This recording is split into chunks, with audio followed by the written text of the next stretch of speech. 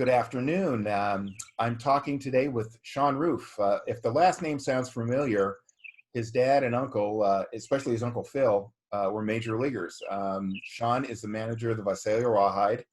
He is the manager of the year in the Cal League, and his third year as a minor league manager, he goes out and decides to win the championship.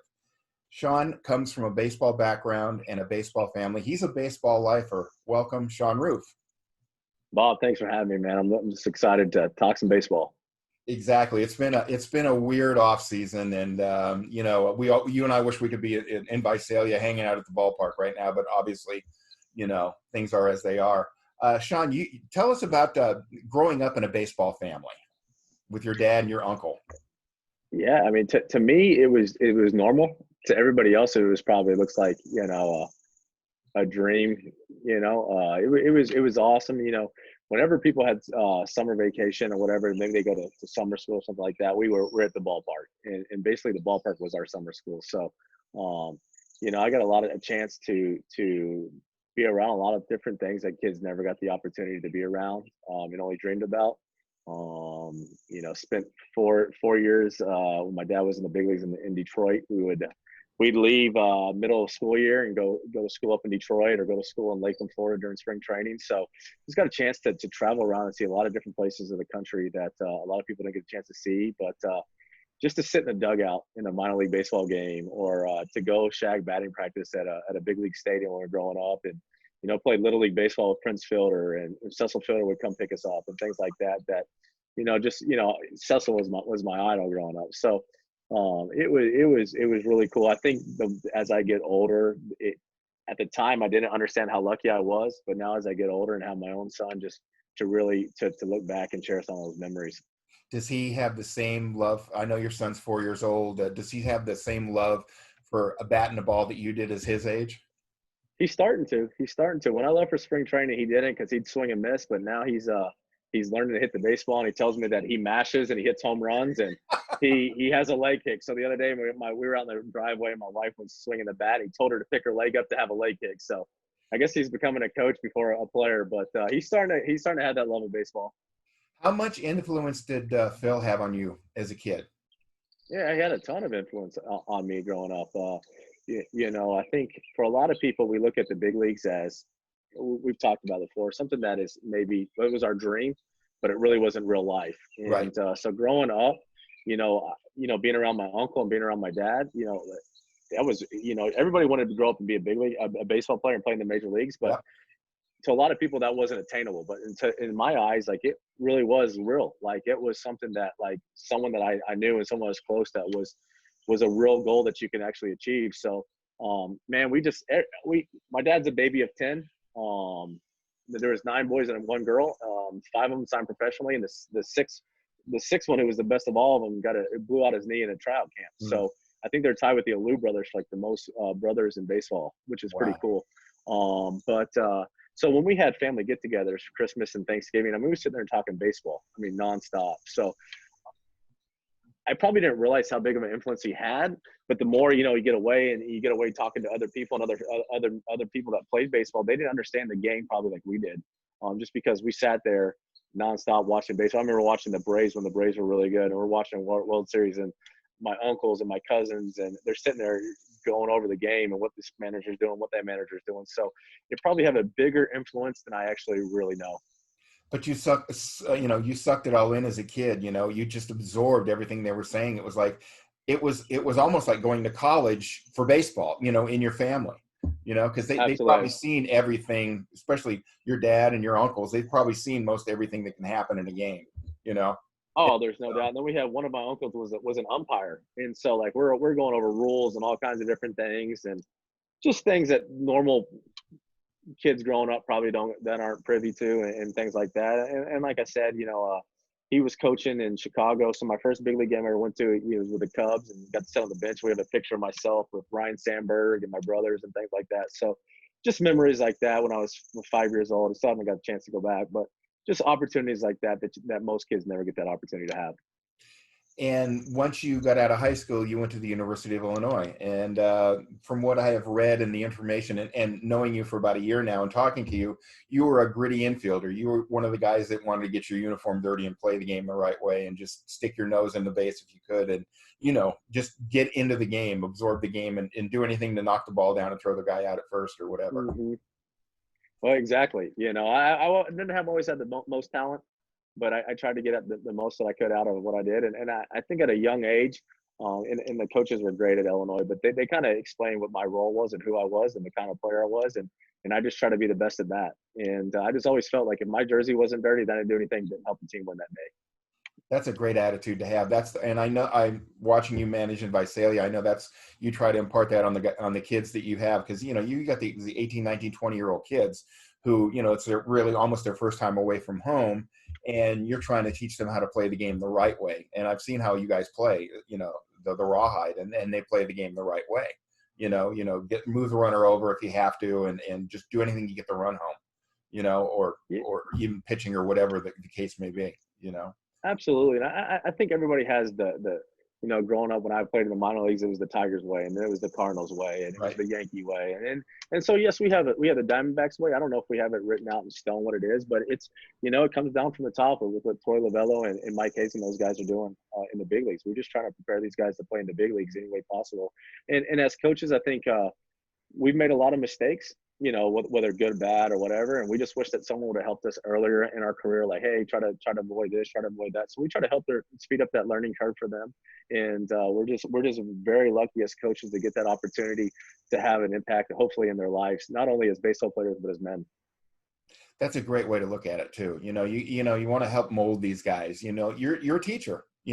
Bottom line, you and your coaching staff, you're teachers, especially in the minors. They haven't gotten to the big leagues yet. They're still raw and it's still wide-eyed, so to speak. They're still soaking it all in, and it takes a lot to teach these kids how to play. And you of course, coming from your family, that really helps because they taught you how to do it. Yeah, very, very much so. Just growing up in a clubhouse, see how things are done and how things are not supposed to be done. And then I've been so lucky to be around when I was with the different organizations and the different places I've been in college and professionally, that the people that I've looked up to and been mentored by the coaches that I've had, they really steered me in a great direction.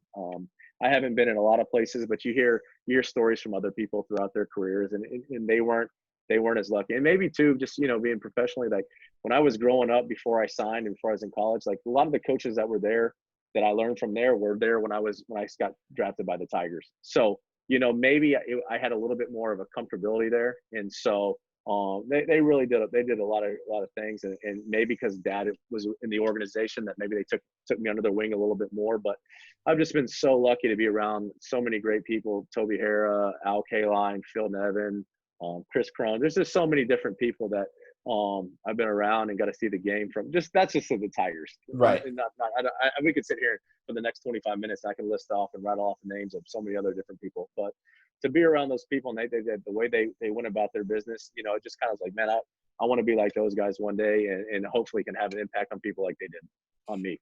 That's great. I think that's awesome. After Illinois, you got drafted by the Tigers, and you began the long road up to the through the minors to AAA. You don't miss those bus rides in the rookie ball or anything, do you? Actually, I do. I mean, as much as the games were as fun as they were, and you remember things from the games. You remember those bus rides. You remember those times at the hotel. I mean, I remember our bus broke down in the middle of the night and going to Bowie, Maryland. It's 105 degrees, and one of our Dominican pitchers gets out and he starts fixing the bus. Like the air conditioner didn't work. He's like, the air conditioner is not going to work, but we're going to be able to get there. So we're sweating like crazy. Everybody's sitting there in their underwear, which is weird, but. Those are the 12-hour bus rides that you're laying on because you're doubled up and you're laying on the ground for 12 hours. So because that's the most comfortable spot in the bus, and you can learn to sleep. So I do miss those times, and they're great memories. Let me ask you this: what made you decide to hang them up and get into coaching? No one wanted to sign me. Oh, okay. Well. I saw in 2012. I got drafted in 2007. In 2012, I got released at the end of spring training by the Tigers. In a month and a half, the Twins called and gave me an opportunity. And they asked if I was in shape and ready to go. And I was like, yes, sir. I mean, boy, was I lying through my teeth. I mean, I was not ready. I had hardly picked up the bat. And I went up there and I tried to get everything back in one at bat instead of just getting through the process of getting myself back in shape, taking one at bat at a time, which is easier said than done.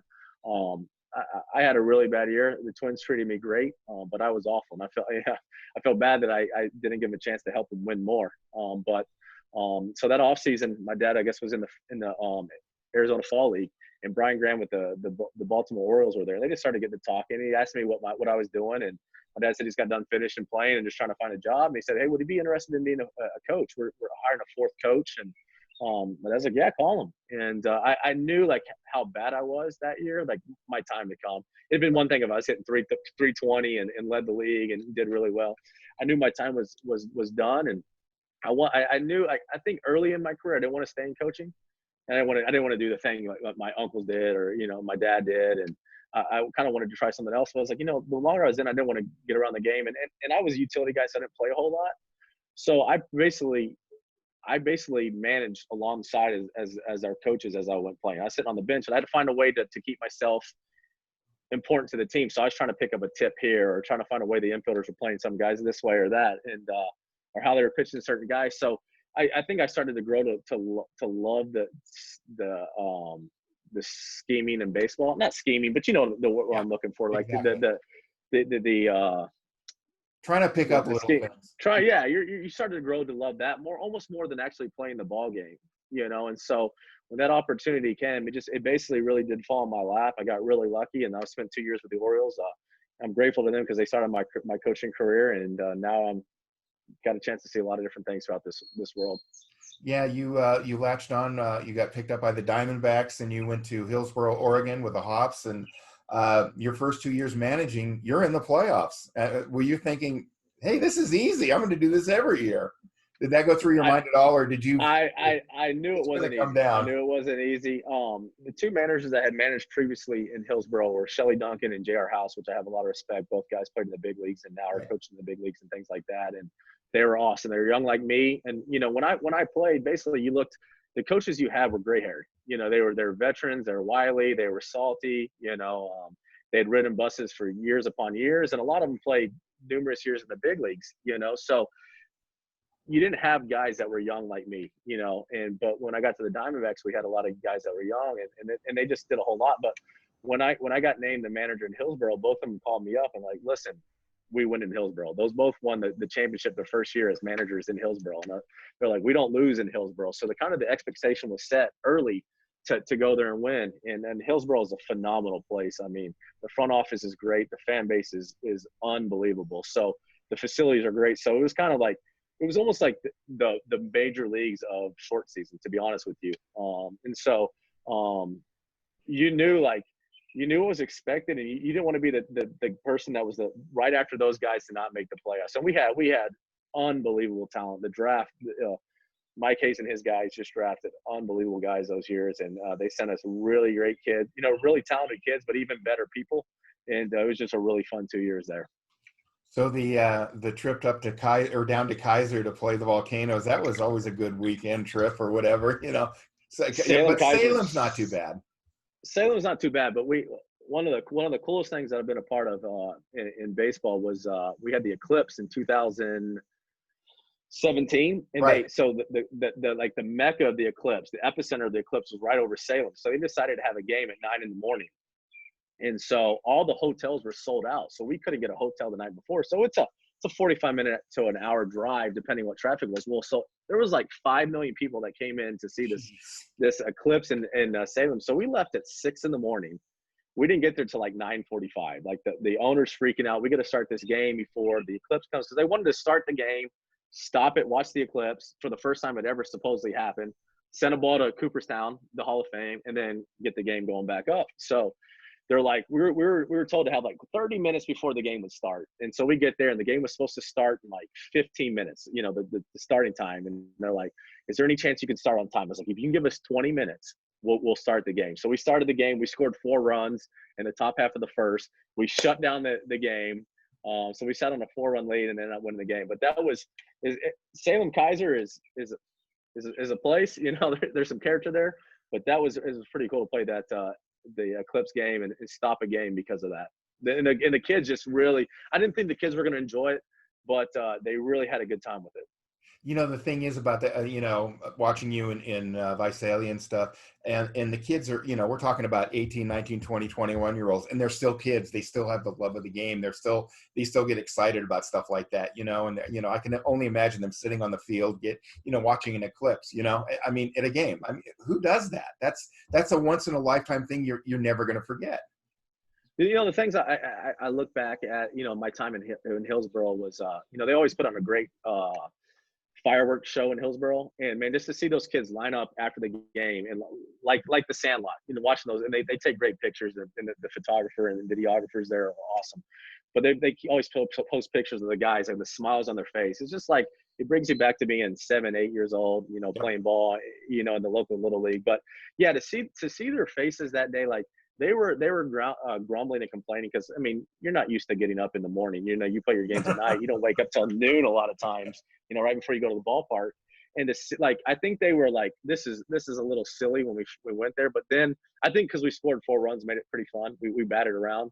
But to see their faces and like they sat on the field and they had their arms on each other, like that was just so cool because those guys are like your kids. But just to see them to take that all in and to realize like we get to play a game for a living that a lot of people don't get an opportunity to do, but to appreciate those moments was pretty cool to see them do. Yeah, that's the thing I get with kids in the minors. Soak up everything you can because it may end tomorrow. You never know. Nothing is guaranteed in this game. Absolutely not. You may have all the talent in the world, and like you were talking about your uncle blowing out his knee. He never made the majors, it happens, so many kids, Brent Taylor with the Yankees, he was a surefire, prospect, and didn't happen, and it happens, it just, you just got to take this game, the game giveth and the game taketh away, so many people have said it's a very humbling game. You can go 3 for 4, the game-winning home run, and then you're going to go 0 for 10. It brings you right back down. It sure does. It sure does. And I make it. What's that? No, go ahead. I make a joke because I was a utility guy, so I was always usually the 25th man on the roster. So I had to always keep myself ready, which I did everything I could to stay on. I mean, I had a wonderful career, just not stat wise maybe, but just the experience I had was unbelievable. But my joke is like day games and doubleheaders were the only games I got to play, so like and then once I got to Double-A, you actually coach first base. So I tell people like I coached for my whole career pretty much, I've been coaching since 2008, but so there was one day I got a chance to play. I was always like, man, I never got a chance to play both games of doubleheader. But one time I got to play and I struck out all 7 at bats in that doubleheader. And I was like, I never want to play both games of a doubleheader again. You're right. It humbles you quickly, but it really does. It really does. Your career happens so fast. Yeah, I played 4.5 years, but it seems like it was that. I try to tell all these guys, like, some of you guys are going to play 15 years in your career. You're going to play in the big leagues. You're going to be Hall of Famers or, All-Stars or whatever. But a lot of you guys this may be your last time to get a chance to play, or even you might get a phone call tomorrow and you're not going to play. So when you complain about these bus rides and you complain about having to wake up or go to a town that you can sleep in a bed in a hotel room that's a terrible hotel, like, don't take it for granted because at one day down the road, when you're 10, 15 years from now, you're going to wish that you could do that all over again, even for a weekend. Absolutely. It's the whoever said the saying fame is fleeting. It's so true, especially in sports. You're on, look at NFL running backs. They last maybe 2-3 years at the most. Obviously there's others, but your career, sports careers, 90% of the sports careers are very short. Even if you make the majors, you're not there that long. You might be there 2 or 3 years and you're done. It's just. Yeah, I had someone say one time. They said that getting to the big leagues was easy. It's relevant, but staying there was the hard part. Like there's so many guys get there, but staying there is the hard part. And like you said, it's humbling. Like you start to really realize, and when I got released, like the game doesn't need me. You think like, oh man, they're not going to be able to play if they don't have me. They're not going to be able to play. they're going to be able to play the game. You know, Yeah. we played this game for however long we've had it, and it's you don't want to say it and be and take it for granted or be rude about it, but the game doesn't need us. So you got to make sure that you really appreciate the time that you get a chance to put on a uniform, and your office is a baseball field. Absolutely. And, your second home is the clubhouse. I mean, Oh, I mean, you spend more time in the clubhouse than you do at home, or in your apartment or your house in Visalia, because you live in Pennsylvania in the off season. mm-hmm. It's a second home to you. And that's, you and I've been in thousands of clubhouses. That's where the players are the most comfortable because they can be themselves. They don't have the pressures of everybody looking at them from the stands, or reporters questioning their every move. That you have that downtime before the game. And then I'm sure you have, your clubhouse is probably closed, what, a half an hour, 45 minutes before the game starts? No, is that true? In the minor leagues, no one comes in there. Hardly anybody comes in the clubhouse. So it's always open, but no one really comes in there. But yeah, it does get closed about 30 to 45 minutes. It's their home. It's their chance for them to just to kind of unwind and be themselves. And that's why as coaches, we really try to stay out of there because we don't want to, that's the one place. It's kind of their safe space, a place to kind of go off and their oasis to get away from things. And so, man, the story, if the walls could talk, the stories that happen in clubhouse, as you know, man, they're so funny. And just it's so much fun to see the different personalities in a locker room, where I don't know, I haven't had technically a real job. This is a job, but it's not a real job to me. It's not a real job. This is not even real life. I'm so lucky to get a chance to do this, but I just wonder what like a real job. I don't think the things that go on in a clubhouse go on other places, which is pretty cool. We're pretty lucky to have. No, I've talked to major leaguers and minor leaguers too about the stuff in the clubhouse, and some of it we won't repeat on air because it's just the way it. People think, oh, they're acting like little kids. No, it's their way of breaking the tension because whether you're playing a minor league season or 162 in the majors, it's a grind. By July and August, you're getting spent because it's day after day, especially in the minors. You don't have many days off. And usually, like we talked, that you've got that bus ride from Stockton to Lake Elsinore to do, and that's a long bus ride, and you got to have a release if you're going to go nuts. You do, and you know what? And honestly, I honestly don't. I don't think that. I mean, the kids are grown-ups. Yes, they're grown-ups and they're married and we're kids. Like really, when you walk in that clubhouse, like you haven't really actually grown up. No, it's almost like Peter Pan. Like you almost like stay 18 years, 17 years old, and you have a good time with your buddies, and you get to play a game, and there's a lot of pressure for these guys to support their families and try to get to the big leagues and things like that. But like you said, I think it's that way to break that tension and that pressure, just to give them a chance to relax and take their mind off of things, and just to see those guys play cards and throw cards at each other or flip a table after losing. And then I that's when I walk in there, I kind of really rub it in. Like, why are you so upset? Like, I thought you were the good card player, but no, it's just, I wish everybody had the opportunity to spend a month or a weekend in a clubhouse and see what it's really like, that brotherhood. I want to ask you, you said you played the doubleheader and you K'd 7 times in a row. Did they give you any grief after that? Did your guys? Oh yeah, I'm sure I gave myself more grief than those guys, and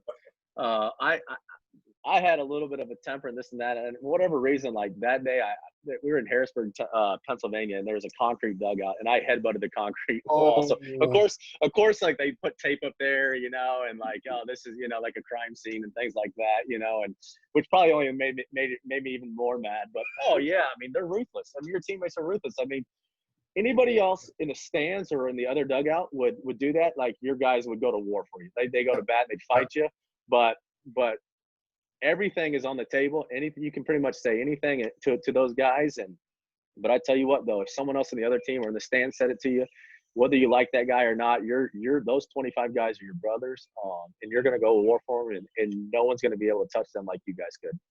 It's the baseball players have that morbid sense of humor. If you're not really hurt, they're going to make it look worse than it absolutely is. Like, oh yeah, they put the crime scene tape up and everything. That's another way of breaking tension. Jerry Royce and Jay Johnstone were noted pranksters with the Dodgers. If they weren't playing, you better watch out because they were going to do something with hot foots or whatever. And, Jerry once dressed up as a ground screw guy, and Lasorda did not like that at all. But, it's just stuff to break the tension because, it's a grind from basically February minor leagues to September. That's all it's baseball 24/7. And but you have to have that release or you're going to go bonkers. You have to have some sort of, it's like almost like a pressure cooker, when you release the steam out of it, you gotta have some fun. Yeah, yeah. I was listening to a radio broadcast with Randy Johnson, and they said in his younger years he was the biggest prankster, doing this and that. They bet him like $5 to put his hand in an anthill, and you look at Pedro Martinez, and as serious he was when he was pitching. The day he wasn't, they were tying him up on the pole in the dugout, and just things like that. It just you got to have guys like Kevin Millar. You see like the personality he had, and he was a very good player. Don't get me wrong, but a lot of the things he did was more valuable in the clubhouse and in the dugout than he was on the field. And you have to, because it's the same thing it's Groundhog's Day. Like if you don't have a day game, day games are on Sunday. If you don't have a day game, you don't know, like Sunday is just a normal month. It's like a Monday. You don't know what the days are. So you got to have those guys to break that monotony. And if you don't, those guys are so valuable to the team, and they may not even do anything to help you win an actual ball game as far as talent goes on the field, but what they do off the field or in the dugout helps you win more than some of the guys that actually are in the lineup every day. And that brings it together too, because that gets team camaraderie. And obviously you've got a few players, here and there that really don't cotton to something like that. But, for the most, it's a bonding thing, even for the managers and coaches, to seeing the players doing goofy, crazy stuff in the clubhouse or on the field before the games. When BP gets boring, night after night after night, you see guys running around the outfield chasing each other and throwing their gloves at each other, but it's just their way of breaking the monotony, because Absolutely. It is. And that was the thing that, when guys would come up to Visalia or even to Hillsborough, I was like, guys, I called it, and I mean this out of love. I said, we got a bunch of idiots in this clubhouse. Like, we are idiots. Like, we have huge personalities. And I mean that out of true love. Like, I don't mean that in a bad way, but like, I was like, we have a lot of personalities. And when you come up to Visalia, like, we want you to show that personality. If you're a quiet guy, be a quiet guy. If you are the wild guy and the guy making people laugh, like, be that way. Like, we want you to be who you are. And I think the more you let those guys be themselves, the more success they have, and the more some of that pressure gets released for them. So, I've been very lucky over the years to coach with some really great guys, and they taught me that sometimes, like, yes, you have to crack the whip and you have to do some things, but sometimes you have to let them have some fun and let them be themselves. And the more that the quicker I learned that, the more comfortable they get earlier. I was talking with Dale Scott, the former umpire, a few weeks ago, and I asked him, and he told me, what is the hardest call for an umpire to make, meaning you? And he says, to be honest with you, if it's, a guy's got a black bat and there's white in the outfield stands and stuff, it's the check swing. It's, it's a 50-50 call. It's hard to judge. As a manager, what call do you think is the hardest for you to watch or judge on, like the check swing or a bang bang play at first, because you only have two umpires in the low minors? What is the hardest call for you, that's going to get you the maddest to go out and maybe chat with the ump for a few minutes? Oh, I don't know if we have enough time to say which ones. No, I think the check call or the check swing call is just it's so hard. I mean, if you slowed it down on tape, we still don't even know if they call. Exactly. We don't know if they go. When I was playing, one umpire said, "Hey, if you check swing and they ask, I'm going to call it because 90% of the time you go." Yeah, exactly. And so, like, if they call a check swing for a strike, the guy that gets the pitchers, the pitching, the defense is happy. If you're offensive, you're pissed off. Like, you're mad no matter what. So, like, the umpire cannot win. You don't have, and like you said, the black bat is super hard to see. I've heard that from numerous umpires. Yes. So, like, it's really a flip of a coin. But the bang play at first base too obviously gets me a little bit too. Those guys try so stinking hard. Like, our guys, they get a chance to have a day off. The umpires don't have a day off. They're umpiring every single night. And in the low minors, you only have 2 umpires. So one night they're behind the plate with they're calling 100 and they're calling over 200 pitches a night, and then they got to go to first base where there's all kinds of things. So they never have a breather. But yeah, that check swing call, man. That I tell you what, like as much as that call frustrates me, I look forward to the day that we get a chance to argue that call again. Well, here's the thing. Like I said, I was talking to Dale, and through review, you don't have instant replay review in the minors, the low minors. Yeah. Even in the minors, those umpires are right 98% of the time on their calls, and it's amazing how good they really are. People don't get that in the stands, and on the field it happens like that.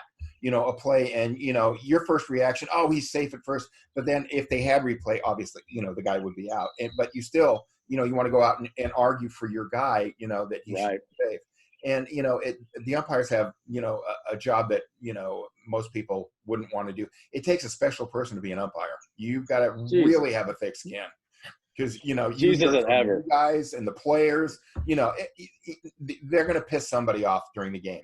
I don't care even if it's a perfect game, you're going to piss somebody off. It's the nature of the beast. You just get And the more I'm around them, you forget. You think they're robots. You forget that they're actually human. Like, they do not want to mess up a call. No, like, they don't. Sometimes you're like, oh, they don't care they don't care who wins. Don't get me wrong, but they don't want to mess up a call. And I think sometimes we feel like we get so intense and locked in the ball game that we're going to fight for our guys no matter what. Exactly. And then, like, you take a step back and like, dude, that guy's right a lot, and they do such a great job. And they're so stinking young. You forget, like, you go out there to argue with them sometimes, and they're like 19 years old. I'm like, this kid hasn't even shaved yet, and how am I getting mad at this guy? But I know there was one night we were in Tri-Cities, and the umpire, and he had kicked me out a couple times early in the season. And the more we started to talk, like, I really started to really grow to like this guy. Like, really, like, he really was just trying. Like, he would mess up, but he would admit to it. He's like, I'm trying really hard. Well, this night he was having a tough night. He messed up a couple calls for their side, which helped us. And then they messed up a couple calls for our side that helped us. And he made a really bad call on us. It actually helped cost us the game. But I went out to talk to him. He goes, Shawn, before you say anything, he's like, the game is going so fast on me right now. I'm trying so hard, but every call that happens that's bang, bang, I get the call wrong. I just cannot get the call right no matter what happens. And I just felt so bad for him. I'm like, dude, I appreciate you working hard. Like, just keep going. Like, you'll go through this game. Like, I thought he was going to quit after the game. Like, I didn't think he was going to come back again. And, he just came back to both of us at the plate meeting yesterday. He goes, hey, guys, I was really bad yesterday.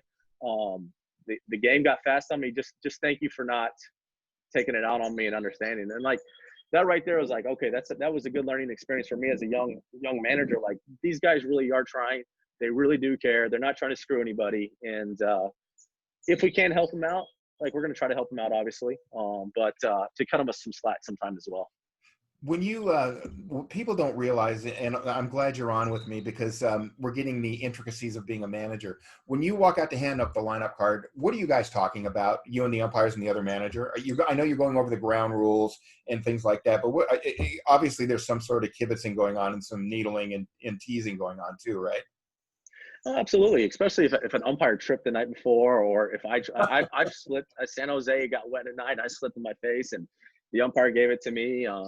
You usually try to have a joke, and then I never do this, but some of the umpires are pointing out a female in the stands or something like that, or where the good places to eat that night after the game is. But no, we talk about everything under the sun. Talk about what's going on the next night, what time the game's going to start. Usually the manager discussing if they're going to hit on the field or not, and if we're not, you give them the courtesy, hey, you can move your BP up or you can move it later. So yeah, there's just all kinds of different things. But yeah, if one of those umpires did something or messed up, or if we messed up, they're going to hear from it, or we're going to hear from it. What about if a kid, this kid, say 19, 20 years old, and he's gone 0 for the week? It's like in the movie Bull Durham, he's hitting the ball, but nothing is falling. He's not getting the flare, the gork, whatever. What would you say to him to get him, keep his confidence up? He's gone like 0 for 10. First off, you tell them to eat something different for lunch. That's the first thing you do. Second, you tell them to get a different bat and move up in the box. And the third thing is you just tell them, like, man, I'm a dumb manager for keep putting you out here because you're costing us the ball game. But no, you really. I was taught in college by one of my coaches. He said, when a guy's going well, that's kind of when you get into them. When the team's going well, that's the kind of time you jump their butts, and or you jump their asses. We're not all 5-year-olds anymore. I'm not talking to my son, but when they're struggling, that's the time you put your arm around them and you try to take the pressure off them. So you try to do anything you possibly can, or have someone on your team to try to break that ice and break that tension. And so if you can give them a joke, or you can say something, or anything to loosen them up, because they got a million things going on in their head through their mechanics. And usually it's just timing, or like you said, it's just bad luck. I played with guys that the best they hit was a month straight where they go 3 for 45, and they just were just crushing the baseball and nothing falls. But no, you tell them, one thing you tell them is you tell them to try to hit a ball off the handle and try to break your bat and hit it over the second baseman's head. So. Oh, that's painful. The bees in the It is handle. painful, but I tell you what, when you get a hit, you're going over for your last 15, you'll take any of those you can get. Exactly. And then you're on first base shaking the hands like this, like that hurt, What's really funny is, like, when a kid fouls a ball off his foot, it hurts like crazy. Or you get a ball, you break your bat, hit off your handle, it hurts really bad. But if you get a hit, it doesn't hurt. For some reason, those times didn't hurt. Like, you always see the guy that fouls the ball off his foot. He runs down to first base, and it's a ground out to the shortstop. He's out. He hobbles back to the dugout. But the guy that gets a hit, for some reason, like that injury didn't hurt as bad. So, Fergie Jenkins tells me this story, and I've seen it too. He had a tough time with Roberto Clemente. Everybody had a tough time with Clemente. But, Clemente do all this. It looked like he was a 90-year-old man coming up. He'd go 0 for 3. And then all of a sudden, in the 9th inning with the game on line, he's doubled in the winning run. And, it's a weird feeling to think that this guy went 0 for 3, and all of a sudden he's got the game-winning hit and he's on second base. And I'm sure that's what you try to impart to the kids too. Like, hey, you can do this. You can knock in that winning run, even though you're 0 for. You always try to tell them that next at bat they have is the most important at bat. Yep. And a lot of times, guys go 0 for 3 and they're furious. And a lot of times you can win and lose a ball game at any point in the game. That's why you play 9 innings, and there's so many things that happen. But you try to tell them, like, that you're going to come up in the 9th inning, you're going to have a chance with runners on base. It almost never fails. The guy that's struggling has an opportunity to win a ball game late in the ball game for your team. And it's easier said than done, but they dwell on those first 3 at bats, and now they're screwed for that 4th at bat because they're thinking about it. So if you can try to pump them up and try to make them realize that next at bat, you might win the ball game. You might get hit by a pitch. You might ground out, but it's an error. You hit a sac fly, whatever it is. You can go from having a pretty bad night to being the hero really quick. Right. Take me through your last year in Visalia. You won the championship. Your first year out, you were the manager of the year, which is awesome. Congrats, by the way.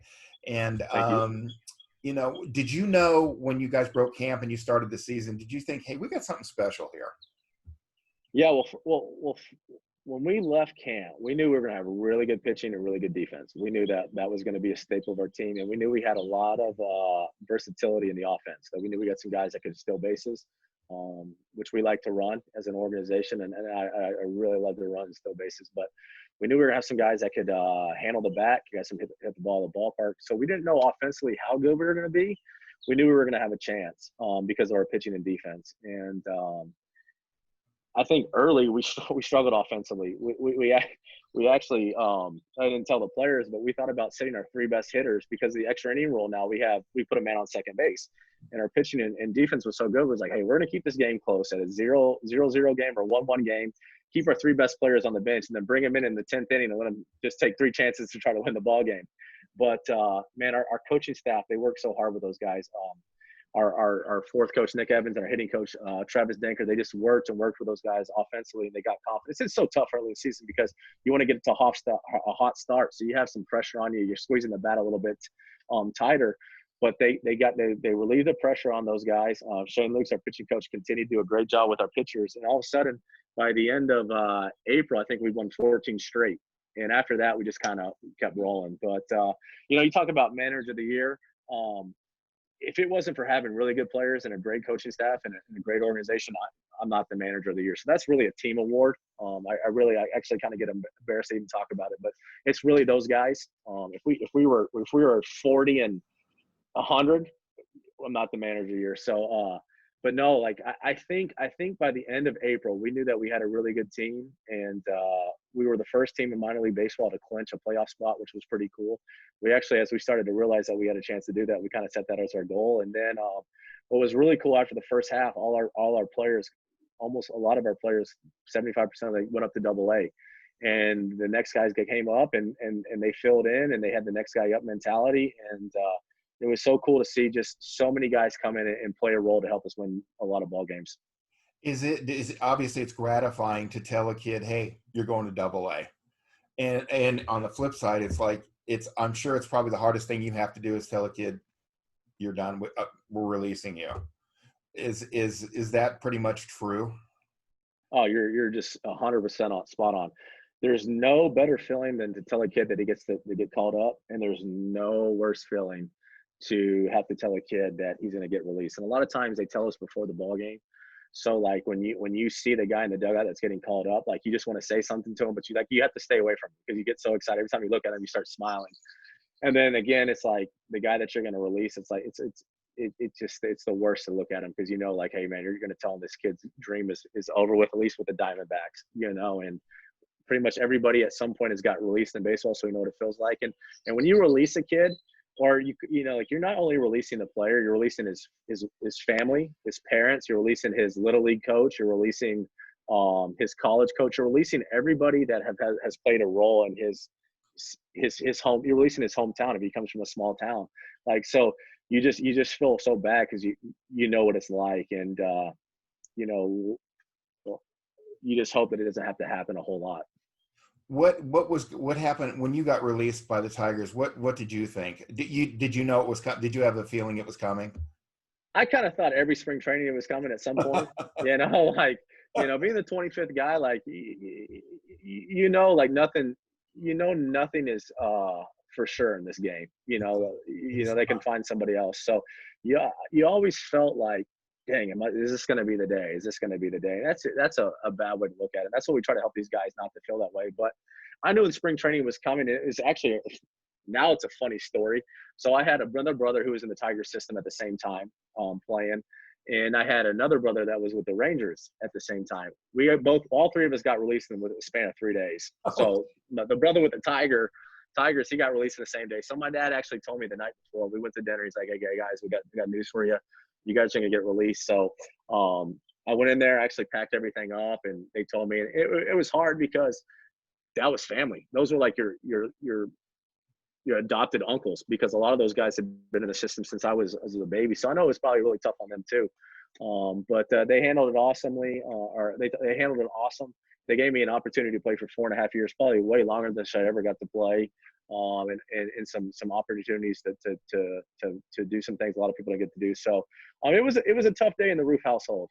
Like it was tough, but I guess now looking back, it was good that I went through it. So now I can have a little bit of an understanding what these guys go through when they go through it at their time too.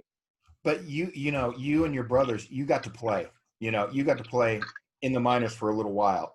Most guys never get that opportunity, and that's something nobody can ever take away from you.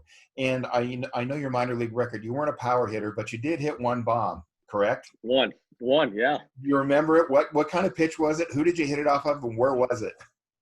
Okay, I remember really well because the players to this day, the guys that I coach, they all look at our stats and they let me know every day. One of the players, Mark Harrybotis, he calls me Uno because I had one home run, So I call him Trace because he only had 3 stolen bases in his career or whatever, But the great thing about the internet, but also the bad thing, is they know everything about you before they even meet you, So nothing is off topic, nothing is off the table, and so they let me know about it. But so we were in Akron, Ohio. It was the last game of the season. The night before, we were on a playoff stretch. So I didn't play for the last 2 weeks of the season. I didn't play because we were trying to we put our good players in to try to win it, to get to the playoffs. And so 2 nights before that, we got knocked out, eliminated. So I got to start playing. So I played, and I slid into second base, trying to break up a double play. Ball hit to the shortstop, and I thought the second baseman was going to go to the back side of the bag, but he actually went to the inside. So last minute, this is back when baseball was fun. You could hammer guys, and I slid in late and hit the bag, and I tore my quad. So we're in Akron, Ohio. So the next day, like, I couldn't walk to the field. It's a 10-minute walk from the hotel. It took me almost 2 hours to get to the field because I was hurting so bad. So I tell the managers, I'm like, Skip, man, I don't think I can play today. He's like, well, we don't have anybody else. These 3 other guys are hurt, so you have to play. So I was like, well, I'll do my best. I'll do what I can do. So the first innings, the guy bunts, and I take the ball, and on the bunt, I barehanded, I flip it behind my back into the stands. So he's like, and like 2-run score. He's like, I don't think we're gonna do this anymore. No, let's do it the normal way. And I actually hit my first home run on that next at bat. But it was funny because I hit the ball and my helmet went over my eyes, so I had no clue where the ball went. So I thought I pulled the ball down the left field line. I hit it just a little bit to the right of center field, and I'm running, I'm looking, trying to figure out where the ball's at. I don't know where it's at. And I see the center fielder running back, and the wind's blowing. I'm like, holy cow! Like, this ball might have a chance, and it hit. And I floated around the bases. I don't even remember what it was like, but just to see my teammates when I came in the dugout, like, they were more happy than I was. I mean, they were jumping up, high-fiving me. One of my buddies, who was actually the best man at my wedding, he let me use his bat. He's like, dude, I told you to use this bat. Like, he takes credit for that home run. So that to share that experience with my guy, from the guys on the team, to see how excited they were, it was pretty special. So, especially like when guys hit their first home run now, like, I make sure I get them the ball and give them the lineup card and things like that, because it's a really big deal to those guys. Yeah, it is. They didn't lay out the red carpet to your locker, did they? Like with, or towels to No, anything like that? no, they didn't. But no, I actually got, after that, I got 2 infield singles. So I took my average that day from 249 to the end of the year 261 on a bum quad, and so then I was hobbling for the next month. I couldn't walk. I actually had to go to the doctor, and I had a torn quad. I probably would have went on the DL, So, but no, they didn't run out the red carpet. But it's pretty cool to end the season that way. Did you have to buy beers that night or dinner for these guys, or? No, thank goodness the season was over with. So everybody was so excited to leave the season. I didn't have to worry about buying dinner. I didn't have any money anyways. Minor leaguers do not make a lot of money. Minor leaguer managers and coaches, they don't make a ton of money. They're not millionaires like the Lasordas and the Billy Martins and people like that, but they're getting there. When the championship finals came along last year against Lake Elsinore, how confident were you? Did you think we got this? Or did you think we're in for a battle? Oh, we knew we were in for a battle, because that Lake Elsinore team was just full of studs. I mean, they were loaded. I mean, pitching, everything. They were really, really good, really, really talented. And obviously I felt like we were really, really talented. But to be honest with you, the first 2 years in Hillsborough, we lost both games of the playoffs. We were 2-out. And so I had never been a part of a playoff team that won a game. So we finally won the first round. It was like a little bit of pressure, but like, it was almost like more pressure, because you just wanted it, not so bad for ourselves, but you wanted it so bad for those players. Our shortstop, Geraldo Perdomo, is 19 years old. He was on the team in Hillsborough the year before. After we lost those 2 games, he came to my office crying and said he needed a ring. So you just wanted it so bad for those guys. You knew that we had a really, really good team, a tight team, a very good camaraderie team. We knew that we were going to compete very well. We knew we stacked up well. Personally, I felt like we had a better team. They probably felt like they had a better team, So you were confident in your guys' ability, but anything can happen in a 5-game series, and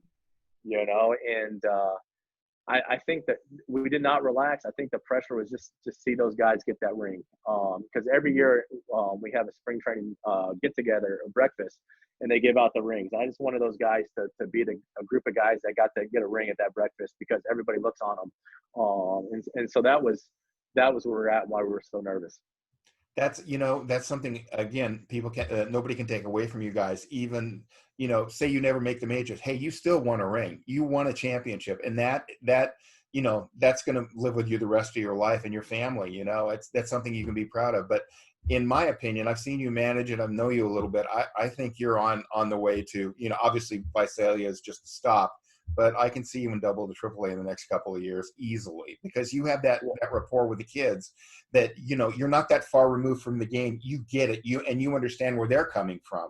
You're not some 75-year-old manager that you know, is still thinking like he's managing in the 50s or the 60s when, you know, the game has completely changed. You know, you have that rapport with the kids, which is great. Well, I appreciate that. I think our organization does a great job. They do a great job balancing the analytics and the old school, you know, and even though you think maybe you have that old school mentality, we also have we're open mindedness of having that analytics and using that for those guys. So I think we do a really good job trying to take the pressure off our guys, give them the best chances to succeed. And but like you said, as far as winning the championship, one thing is these guys, a lot of these guys probably, we know it, 98% of the guys will never play in the big leagues. But one thing is when we look back, there will be a sign in Visalia that will say 2019, and this team will always be remembered for that championship. Yep. You know, and so these guys can always consider themselves champions on their resume for when they try to look at jobs when they get released or they retire. They can put out as a champion, and there's something special. There's something that goes into winning a championship that I don't think people with bad character win championships. I mean, obviously you have to have a lot of talent to overcome. So I think these guys are going to do great things in their lives, whether it's in baseball or anything else they do in life. So one thing we're going to look back in 40 years, I hope we get a chance to come back and celebrate that. They're going to look at that ring, and it's not going to be about winning the championships. It's going to be the memories they had on that 2019 year.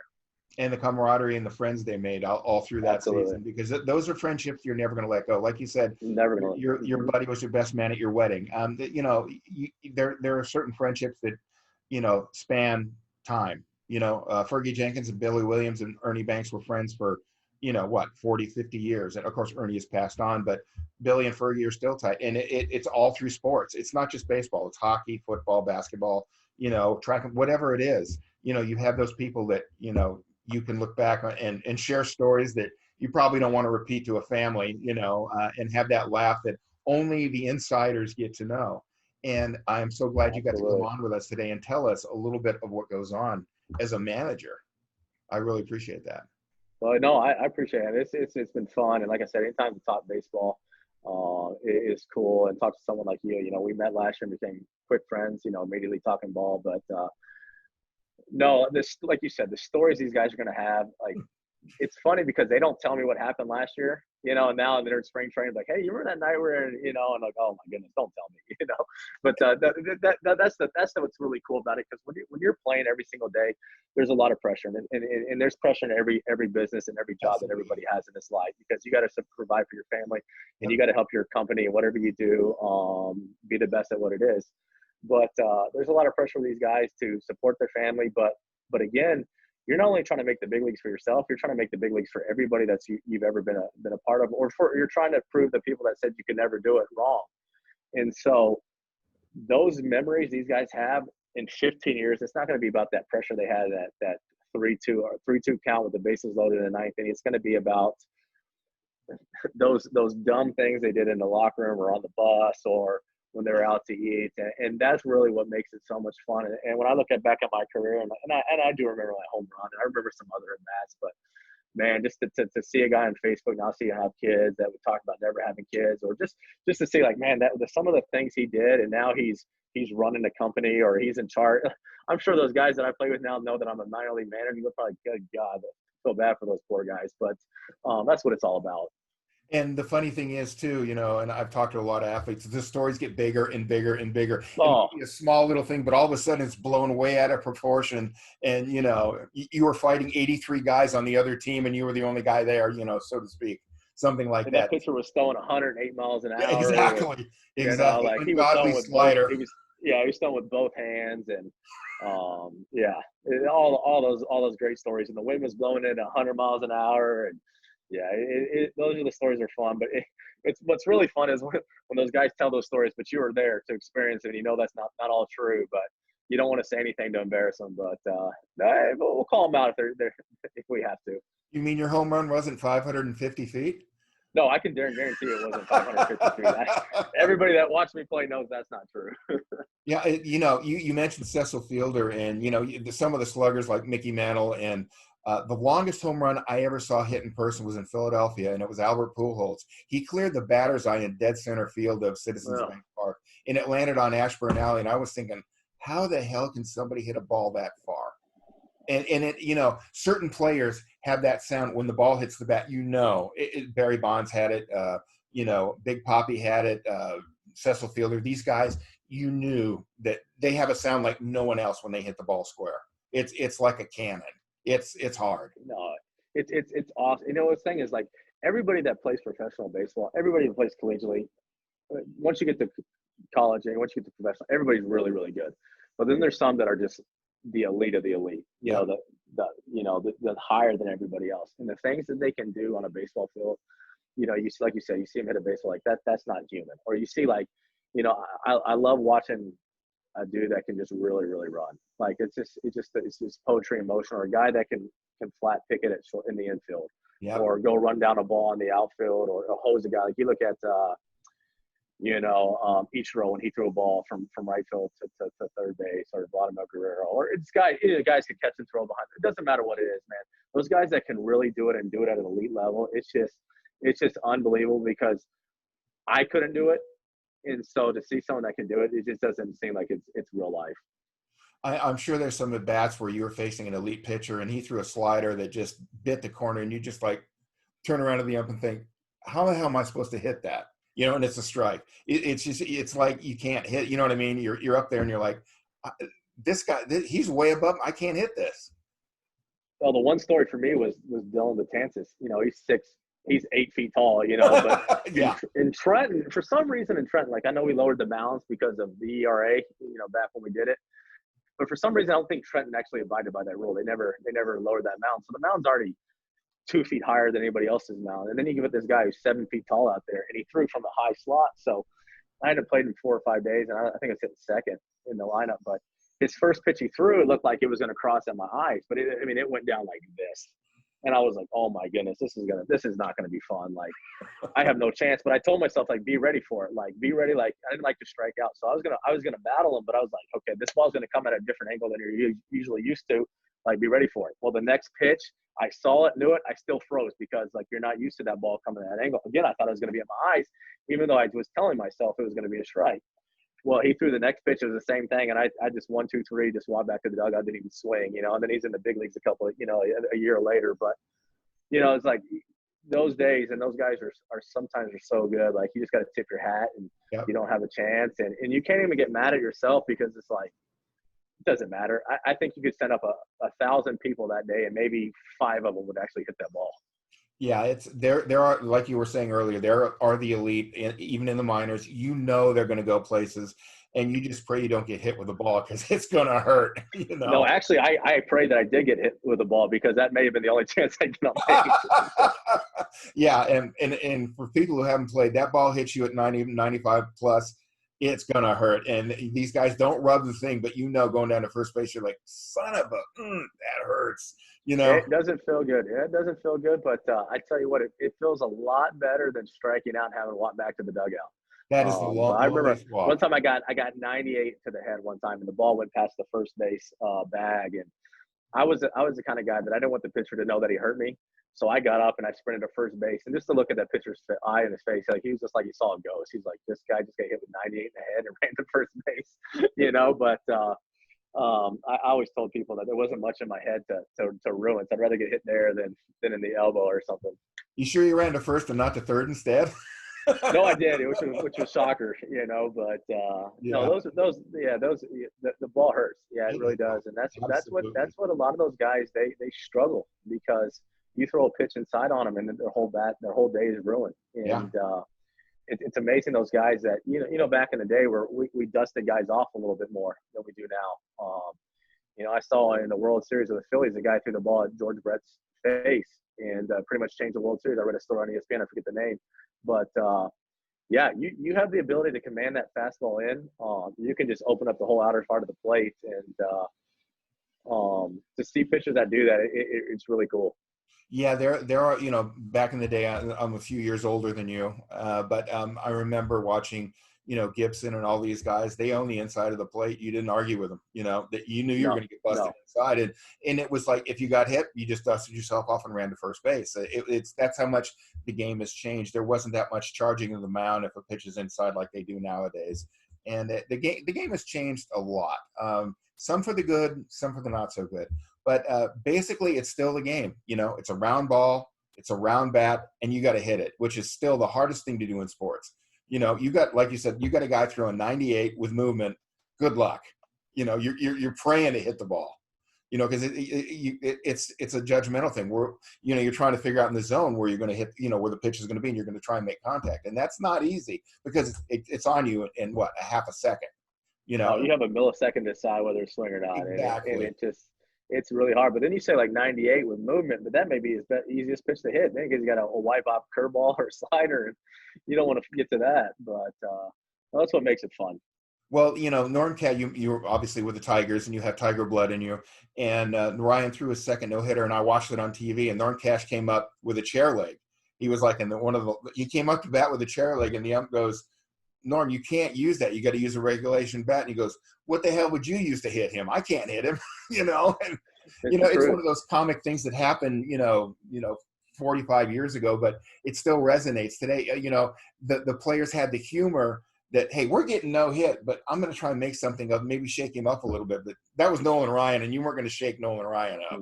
No, you're not. And that's the thing. Like, there's just some nights that guys are on, and you just know, like, we don't have much of a chance. You gotta fight and claw and battle and grind to the very last pitch, and just hope that you can run his pitch count up, and they have to take him out early in the ball game. But it's just that's the game, and there's sometimes your offense is hot, and that pitcher, no matter what he's throwing up there, he's getting hit. So I like it when our pitchers dominating more on our end than the other end, but it's always good to see. It's always, even though I'm an offensive guy, it's good to see those guys dominate on the mound, and you start to grow to love pitchers a little bit more as you start coaching and managing. And a good closer too. Oh my God! Good God, does that ever? Yeah, that helps a ton. Yeah, exactly. If you have two of them, because a lot of times in the minor leagues they can't go back to back. So if you have another guy that can handle that pressure, because I know it's 3 outs, we all know that, but those 3 outs in the 9th inning is way different than 3 outs in the 8th inning. Absolutely. You ask any closer and any manager, and they'll say that's the toughest 3 outs to get, are the last 3, especially if it's a big pressure situation like the last inning of the World Series or whatever. And then like when the Red Sox won in 18, and you have Chris Sale coming in throwing ungodly sliders, and you have no chance. You're like, really? Thanks. It's not fair. It's not. Yeah, that's unfair. You had no chance, none.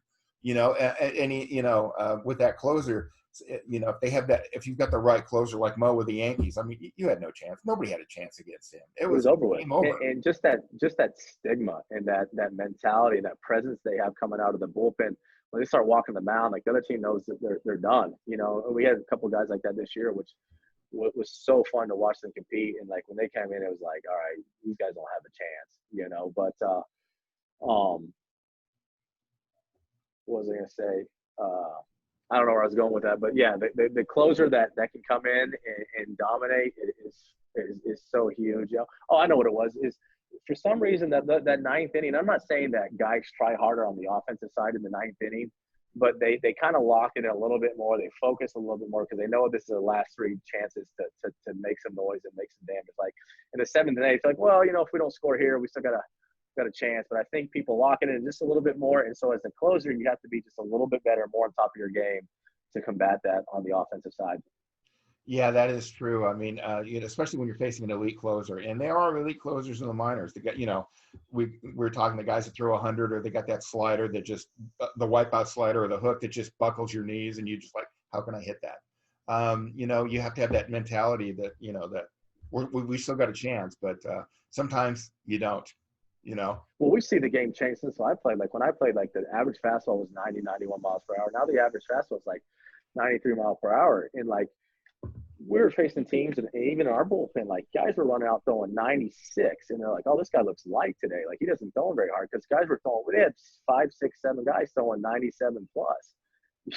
It's just wild to see how the game has changed. And when I played, you saw guys so hard. Yeah, you did, but you don't see the amount of guys throwing that hard, and just to see what they can do with a baseball. And then on top of it, not only throw that 99 mile per hour BB, they break one off and have the ability to throw something with a wrinkle on it. It's just like, dude, this is not fair. Like it makes me sometimes really glad that I'm not hitting anymore, and I'm in the dugout watching it from the side. Well, people don't realize from the stands, because you're X amount of feet away, how fast that ball is coming. And like you said, you got a guy who's going to drop a hook on you, a curveball, and it just like falls off the table, and you need a tennis racket to hit it. There's no way you can hit it, and people don't realize how fast the ball is coming till you've actually played the game, and it's moving. Even a It bang bang just double play, it's like that. oh, You know, what's crazy about this game? This game is Average Doubleday created this game and whatever. Like 90 feet bases, 60 foot 6 inches to the home to the plate, or the mound to home plate. Like there's so many bang bang plays. Every time a ball is hit in the infield, it's almost like it's not like, oh, this guy's out by 45 feet. Like if it's not right out and hit hard and the guy's really super slow, like there's a lot of bang bang plays. And like this game is so perfect. And to think that, like the fences are just far enough that you can hit home runs, but not close enough that every fly ball is a home run. Like the infield's cut, like the catcher, the home plate's from second base is 120 feet. So when there's stolen bases, like the guy's not safe by 35 feet. Like it's bang bang almost every single time. It depends on that jump, and it's so crazy to think that this game is like mathematically so perfect or perfectly made that like the game is always so close. That just makes it cool. Where I don't know sometimes if the average fan understands that. you hit it right on the head. To me and to most baseball fans, it is the perfect game. Nothing needs to be changed. It's, like you said, 60 feet 6 inches. It hasn't changed in almost 200 years. And the bases 90 feet apart. 120 to second. And you were right with the fence. It's perfect. It's just, like you pointed out. It's just fair enough. They want you. The baseball gods want you to hit the ball hard to get a home run, not a cheap, 220 feet down the line home run like they had at the old Polo Grounds in the Bronx or in Harlem. And it is fair. And the nice thing is, most ballparks, they've finally gone back to the retro where they're not all circular, 330 down the line, 410 to center, etc. They all have, every ballpark has its little quirks, its little angles, especially in the minors. In some of the older parks you manage in, they're quirky. I mean, the Cal League is known for old ballparks, San Jose, It's awesome. Modesto, you guys, Mm-hmm. and before, Bakersfield, which don't get me started, it was awful. Bakersfield was terrible, but but that's what makes the game beautiful. Every It ballpark does. is different, and with baseball, you're going to see something different every night out. Something you've never seen before. At least once a week, you're going to see something. Wow, I've never seen that. And it happens. It happened to Vince Scully. He saw stuff even his Oh my last God. years that he never saw. So Yeah.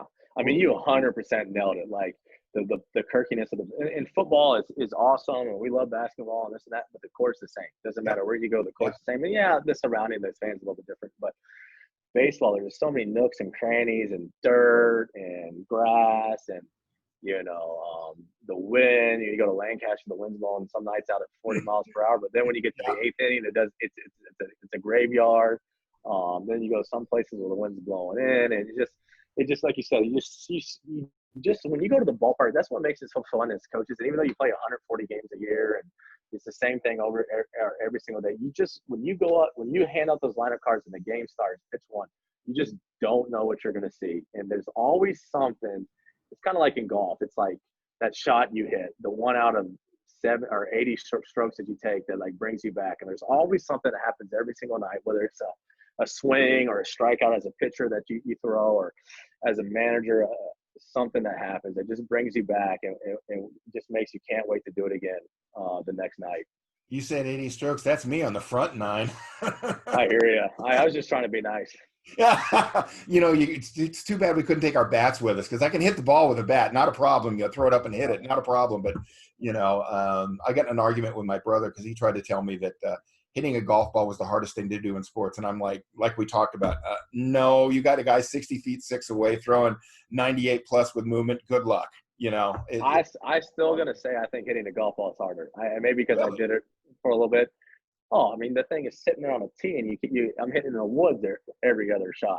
Like I don't know. I just think that like in baseball, you can get a broken bat single, and it's a blooper for a double. And in golf, you miss it one, it's a stroke penalty. So, and I mean, no question too. I'm a 3-putt on the green every single time. So, I don't know. Maybe just because like I know the success rate is probably better in golf, but I'd much rather hit a baseball I would than too. hit a golf ball. I would too. But well, Shawn, I appreciate this. I know you got things to do, and I'll talk to you a second off the air. I appreciate this. He's Shawn Roof. He's the manager of the Visalia Oaks, the defending champs. And Shawn, I know I'll see you down the road, probably in Visalia, hopefully this Hey, year. I have to correct you. I don't want to be mean. It's not the Visalia Oaks anymore. It's I the mean, oh, Visalia you're right, the Rawhide. Rawhide. Yeah. Oh, So, gee, I oh mean, man, that just tells you oh, how long you've been in this game, you know. oh, okay, okay. You're gonna give me shit when I come down to Visalia. I know, but it's I We'll apologize. we'll get you a Rawhide T-shirt. You know, There we go, Shawn. Thanks a lot, buddy. I appreciate it. This is Bob. Thanks for having me, man. This has been so much fun. I really enjoyed my time. great. Thanks, buddy. Bye.